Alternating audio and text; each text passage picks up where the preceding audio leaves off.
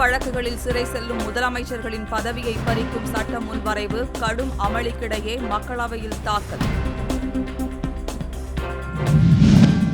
சென்னை மாநகர பேருந்து ஓட்டுநர் நியமனத்தில் சமூக நீதியை திமுக அரசு குழி தோண்டி புதைத்துள்ளதாக அன்புமணி ராமதாஸ் சாடல்.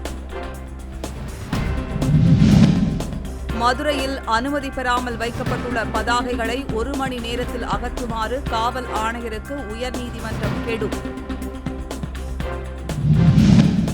குடியரசு துணைத் தலைவர் தேர்தலில் போட்டியிடும் சி.பி. ராதாகிருஷ்ணன் பிரதமர் மோடி முன்னிலையில் வேட்புமனு தாக்கல். மாநில அரசுகள் அனுப்பும் சட்ட முன்வரைவுகளை கிடப்பில் போட ஆளுநருக்கு அதிகாரம் இல்லை என உச்சநீதிமன்றம் கருத்து. பத்திரிகையாளர்கள் கரண் தப்பார், சித்தார்த் வரதராஜனுக்கு அசாம் காவல்துறை அழைப்பாணை அனுப்பியதற்கு முதலமைச்சர் ஸ்டாலின் கண்டனம். டெல்லியில் மக்கள் குறைதீர் கூட்டத்தின் போது முதலமைச்சர் ரேகா குப்தாவை தாக்கிய குஜராத்தை சேர்ந்த ராஜேஷ் கிம்ஜி என்பவர் கைது.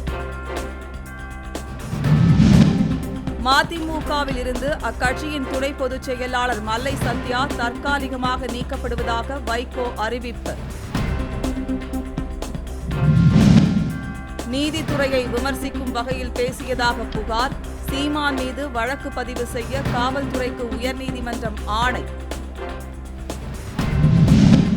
உக்ரைன் போர் விவகாரத்தில் ரஷ்யாவுக்கு நெருக்கடி கொடுக்கவே இந்தியா மீது கூடுதல் வரி விதித்ததாக அமெரிக்க அரசு விளக்கம்.